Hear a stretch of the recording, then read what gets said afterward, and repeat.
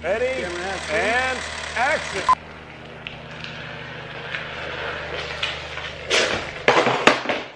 What is going on, YouTube? It's your boy Taylor, and I feel like it's about time I show you guys how I edit. Now, it would be a pretty long video if I showed you all the different ways I edit, so I'm just gonna show you one for this video. Now, you're probably already adding these to your videos, but zoom transitions are a vital component to your arsenal of editing skills.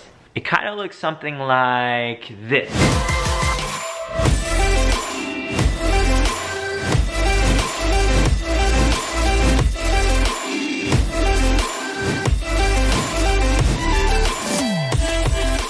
That is definitely an example of a video that way overuses those zoom transitions, but it is a good example of how zooming from one clip to the next clip, whether it be left or right or back or forward or in or out or whatever, can keep your viewer and your audience on the edge of their seats, keep them entertained, keep them watching. And don't get me wrong, the basic standard, you know, cut here, cut there, no transition, that still works for some situations, right? But the zoom transition adds that level of finesse that you probably wouldn't see in a basic standard video. All right, well, now that you know what I'm talking about, let's zoom on over to see how I actually edit those transitions. All right, so we're in Final Cut Pro 10 right now, and as you can tell, I've already pre-selected some clips beforehand for us to work through. I do want to mention that I'm going to be using a third-party zoom transition. There wasn't really anything that would work for what I want to do that came natively with Final Cut, so I turned to Motion VFX. It's an awesome website. They have a ton of different effects, transition, titles, so definitely check them out. I'll put a link in the description for the zoom transition, but basically this is their website, motionvfx.com. I just searched for zoom. You're gonna have to install the M installer, which allows you to load things into Final Cut Pro once you purchase and download them. Yeah, but all you need to look for is the zoom transition. There's one here and then there's one here, but I went with the second version. So once you get that installed and ready to go in Final Cut, you can select it from your transition window, and you'll notice there's a ton of different options. I primarily just use the custom ones, but the pre-made ones are actually pretty nice. Just for this purpose, I like using the zoom in, zoom out ones, and there's a little bit more customization options than the pre-animated ones. So the first transition I'm going to show you is the zoom out transition, and I'm going to be working with these two clips right here.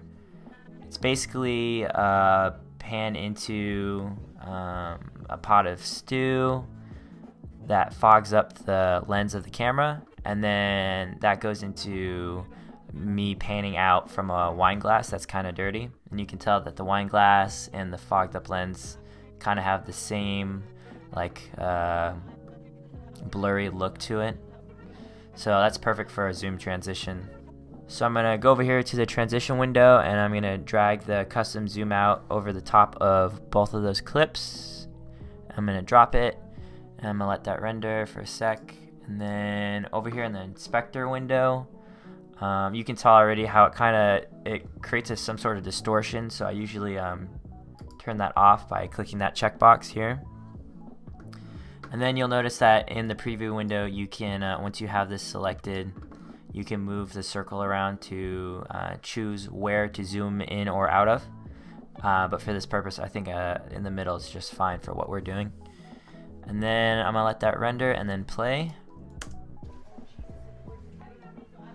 Alright, so instantly I noticed that it's a little slow for the effect to feel authentic or real, and so I'm gonna go ahead and shorten that up a bit. Oops. And then play it back, let it render. I think that looked pretty good. And it's as simple as that, honestly. You could definitely try and add some sound effects to it, like a swoosh or a whoosh. I've downloaded some here already, so I'm going to try and drag one under, see what that sounds like. Alright, I think that was a little loud. I'm going to drop the volume a bit.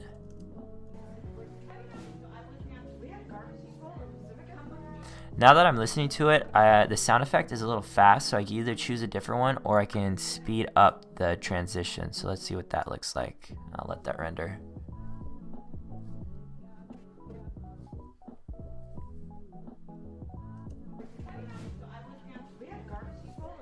That looks pretty good, honestly. I think that's all I'm gonna do with that one. But basically, you get the concept. It naturally goes into the pot of stew and then zooms out from the wine glass. All that's left is a little bit of background music to keep things interesting. So let's see what that sounds like.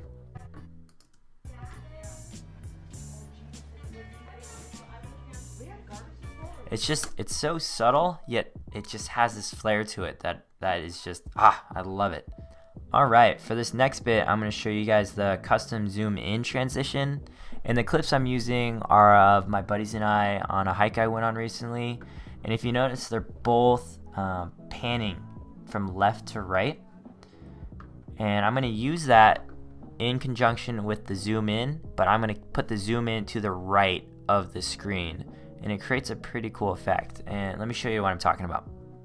So I'm going to go ahead and drag the custom zoom in between both the clips. I'm going to let that render. And I'm going to play it.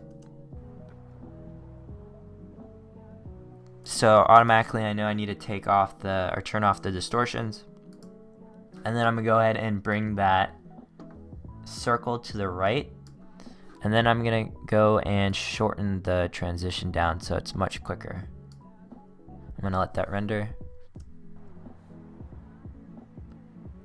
So it's pretty smooth.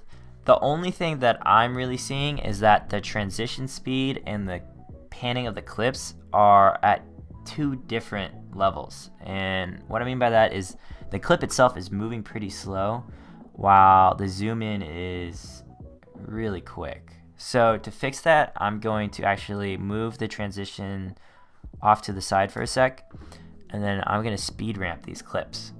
If you're not familiar with speed ramping, that's okay. It's actually really easy. I like to just choose the middle. It could be anywhere, honestly, in the clip, but I'm just gonna, for this example, I'm just use the middle of the clip. And so I'm gonna click on the clip itself and hit Shift B where I want the speed ramp to kind of break out. And so there's the middle portion. I'm gonna hit Shift B again. And that's created 3 sections. And so for the first section, I'm going to bring that up to around 500% faster than normal speed. And I'm going to try and get that somewhere close on the right side. I'm going to let that render for a sec. All right, let's see what that looks like. Kind of looks strange out of context, but let's keep going with it. I'm going to shorten this clip up a bit and do the same thing to this one. So I find where the middle is, Shift B and Shift B. I'm gonna increase the speed. I'm gonna let that render. And then I'm gonna go find that transition that I left and go ahead and drag that on top of both. Let that render, and then I'm gonna play it through. Pretty smooth if you ask me. I think this needs to be shortened a bit, and then we can go ahead and add some whoosh sound effects. I'll put that here now.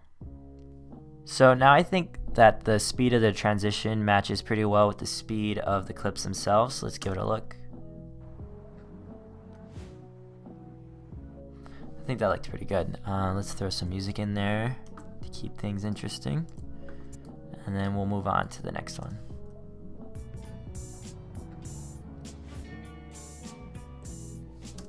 Pretty smooth. Alright, so for this last clip, I want to show you guys how zoom transitions can shorten the length of a single clip. And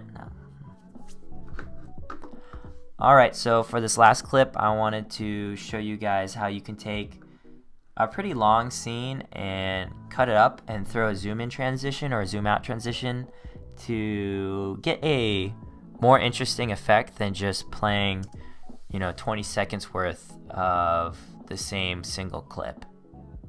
This is a shot I took from a drone over a foggy lake, and as interesting as it is, it's just a little too long. So I'm going to chop it up a bit by hitting the blade tool, which is B on your keyboard, and then taking the middle out. So I'm going to cut the front and the end.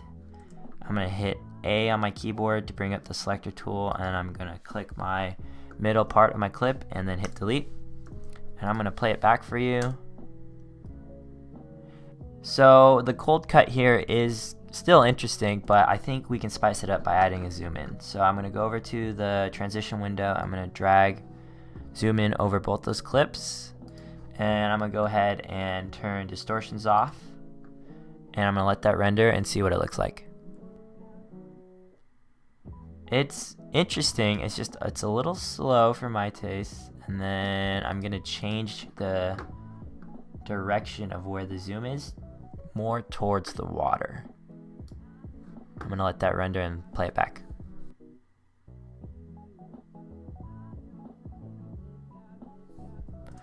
Alright, still a little too long, so I'm going to shrink it up a bit, let it render. Yeah, I think that looks pretty good. And let's add a whoosh to it. This one might be too short. I keep using the same whoosh. Yeah, so let's find a different whoosh. Oh, that one sounded pretty cool. I'm gonna turn it down a bit. A little loud.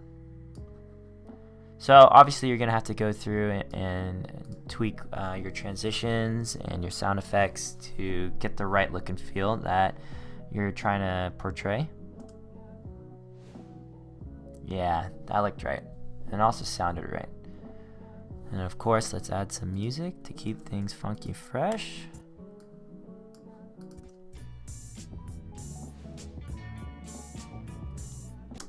Boom. And that's how you take one single clip that's kind of too long for anyone to keep interest and cut it up and throw a zoom in transition, and you keep the interest and still deliver the same effect. And that's pretty much all I want to show you guys for the zoom in transition.